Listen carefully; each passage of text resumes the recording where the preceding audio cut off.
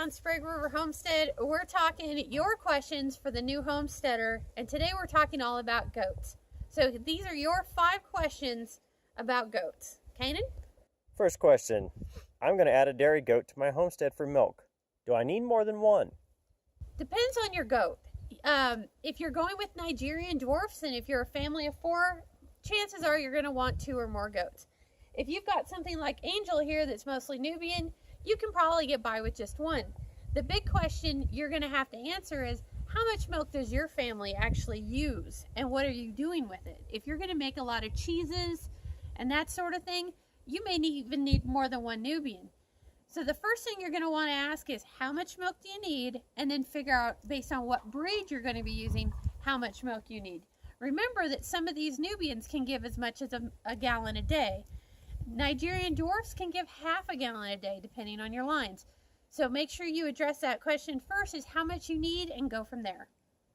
How often will I need to milk my goat? If you're going to use your goat strictly for milk, you're going to have to do it twice a day, every day, 12 hours apart. There are methods that you can do if you're letting your goat raise her own kids. When the goat babies get a couple of weeks old, you can do what's called a split. That's where you're going to lock your babies in at night away from mom. You're going to let mom fill for 12 hours and you're going to come out and you're going to milk mom in the morning. Then you're going to turn babies out with her to let her go ahead and nurse all day long.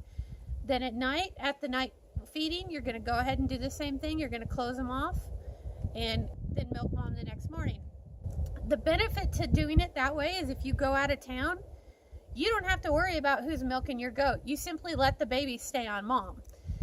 How old does my goat need to be before it starts producing milk? Well, that's a matter of biology a little bit there. At minimum, your goat's going to be pretty close to 1.5 years. And the reason for that is, even in your larger breeds, you're not going to breed them for the first time until they're about 9 months. The goat gestation after that is 5 months. At the end of 5 months, they're going to give birth to their babies, and their milk bags are going to fill. You can get anywhere from 6 months to 1 year before your mom needs to be dried up and rebred. It depends a little bit on your breed. So you're going to be talking at least 14 plus months. If you're doing new Nigerian dwarfs, the little guys, a lot of times you're not breeding them till 18 to 24 months. So your goat could be 2.5 years old before she starts producing milk for the first time. I want to make cheese and provide milk for my family. How many milk goats do I need? That goes back to how many goats do I need, period. And the big thing there is figure out how much milk you're going to actually be needing and what your standard is going to be. So if you're doing, like I was saying, where you're just using them for milk and you're milking every 12 hours, you may only need 1 or 2. If you're going to let them raise their own babies and you're doing very small goats, you may need 3 or 4 or 5 or even 6. So it does kind of depend on what you're going to do. So the first thing you need to figure out is exactly how much milk you're thinking you're going to need a week, and kind of go from there.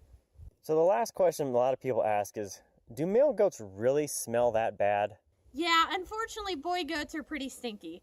Some are better than others. Our Nubian boy, Freud, is not a big rudder. He's not a big sprayer, basically. So he's not bad. We have a little Nigerian dwarf guy. He's not too bad. However, the half 4 bucks are so stinky that when they are in rut in August, you can smell them down 300 feet to the house from the barns.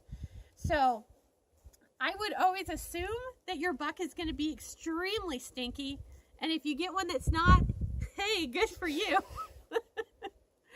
So that's it. That's your top 5 questions for today on goats. If you've got other questions, feel free to put them down in the comments and we'll address them, or we'll make another one of these newbie videos. So that's it for today. We'll see you next time.